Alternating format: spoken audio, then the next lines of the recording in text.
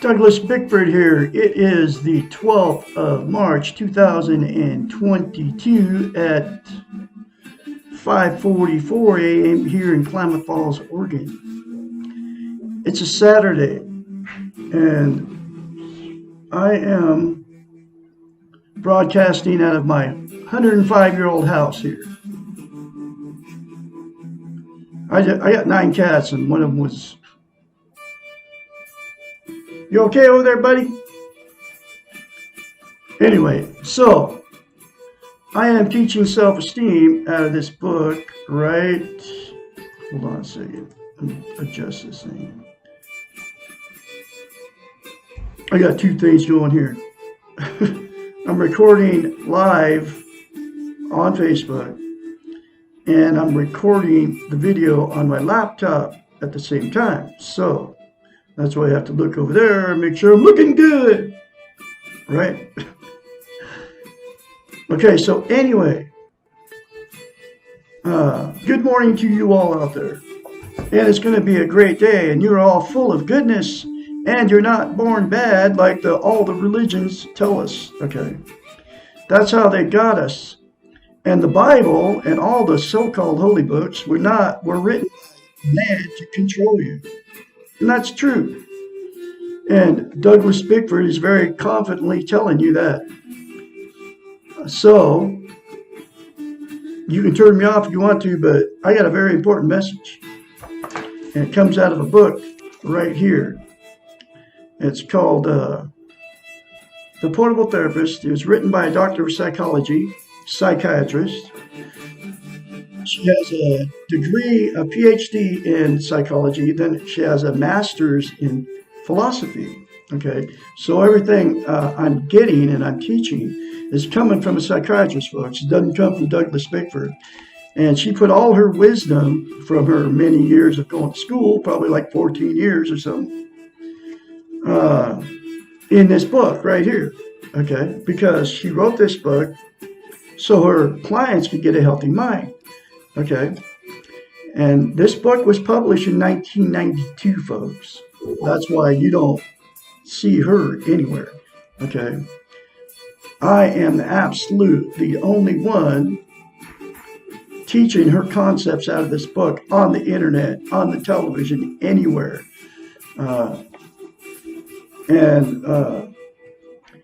In order to get a healthy mind, you have to have self-esteem. Self-esteem is self-love, self-confidence, self-worth. It's how you feel about yourself inside, right? And so the very first concept in this book that she teaches from a psychiatrist, so she could get through and have her clients become healthy-minded, she teaches self-esteem. And she came up with this concept. It's called mirror therapy. And what she says to do, which I did it, and I continue to do it today, is, and I've been doing it for over a year. Say, I love you in the mirror. Say, I love my inner child. Say, I'm worthy to be loved and worthy to love. You say those 3 things to yourself in the mirror without fail every day from the time you see me saying this, okay? And you will get self-esteem, I kid you not, on steroids, okay? And it works, okay? The thing about self-esteem, and she knew it too, she knows it, you can't love without self-esteem. You cannot be loved without self-esteem. And you cannot be content. Content is you feel good about who, where, and what you are. That's what content means.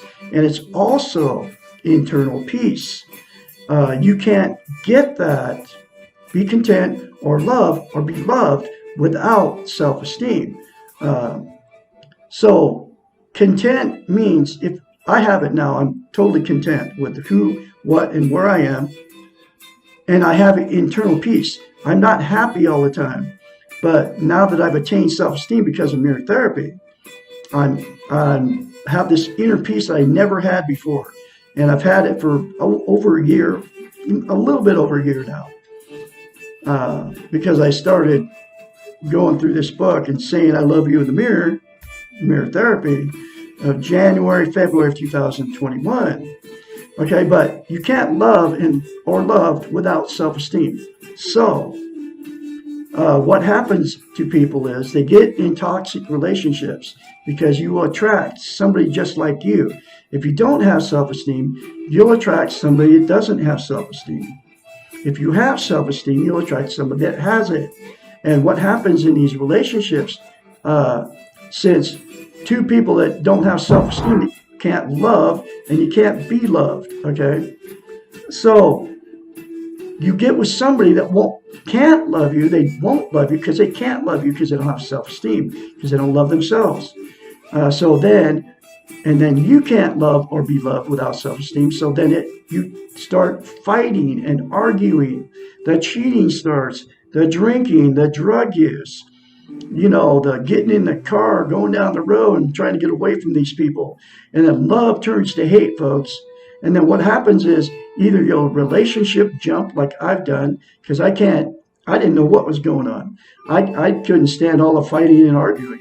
With my last one I left in Idaho, we were fighting and arguing, the drinking, the drug use and the calling each other names.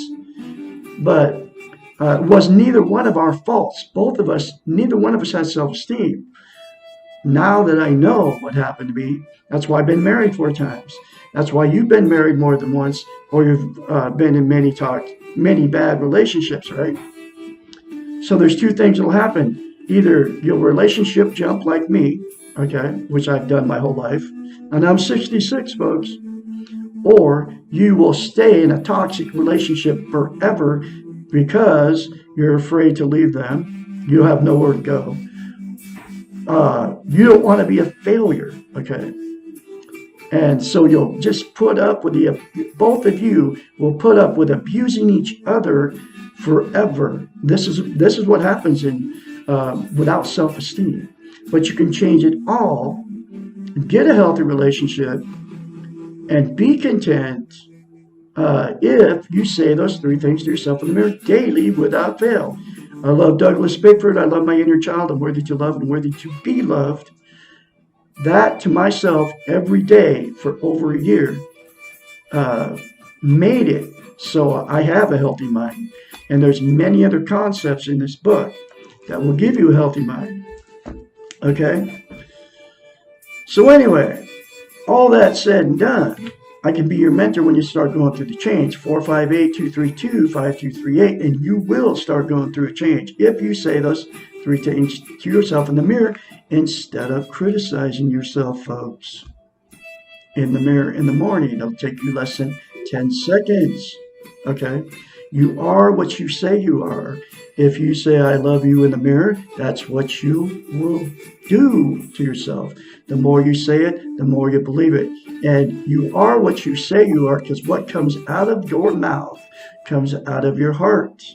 So that's why you say bad things to yourself in the mirror in the morning, because that's what's in your heart. That's how you feel about yourself.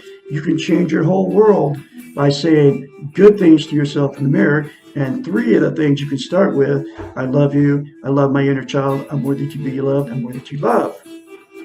It will change you. I promise you, from Douglas Bickford here in Klamath Falls, Oregon. So anyway, I'm going through the 1 chapter at a time, and here's the next chapter. Why can't the therapist, and I got to put these on, because we're all imperfect, and these are dollar store. And I don't know if you've ever been to dollar store in Klamath Falls, but there's this woman in there. She sings, you can get anything you want at Alice's restaurant. I don't even know who even sings that. Who did sing that? Tell me in the comment. Okay, so why can't the therapist change or fix me? No one can change anyone else, period! Exclamation point. You can only change yourself. No one else can change you. Other people may think they are responsible for your change, but you are allowing them, overtly or covertly, to think that. Your change is entirely in your control. You choose what you do and what you do not do. You choose which thoughts and feelings to act upon and which to ignore. You choose when to be dependent and when to assert yourself. You choose. If you choose to give yourself personal power to someone else, you are empowering them, and you can take back your power whenever you choose. The word choose was deliberately overused in the above paragraph in order to emphasize that your life is in your control. Even when you do not feel in control, you are still the only one giving away your power. Why does this concept that we choose and we control our own lives seem so difficult for so many of us to accept? Probably because originally as children we were powerless and unable to choose. Our caretakers had the ultimate power over us. We depended upon them absolutely for our survival. We started our lives feeling helpless. And when we did assert ourselves, usually around 2 years of age, we were called terrible and all too frequently punished for not being compliant or good. Thus, we quickly became afraid of being bad, which all too often means doing what we want to do. It is a basic human need to be loved. As infants, we die without touch and affection, even though we are fed and bathed. Our skins need to be touched. Our bodies need to be held. Our spirits need to feel loved. We will pay a high price to have these needs filled. Often the price can feel as if we have given ourselves away. We are trained, and this is what she talks about, the training. Every chapter in this book talks about being trained and taught.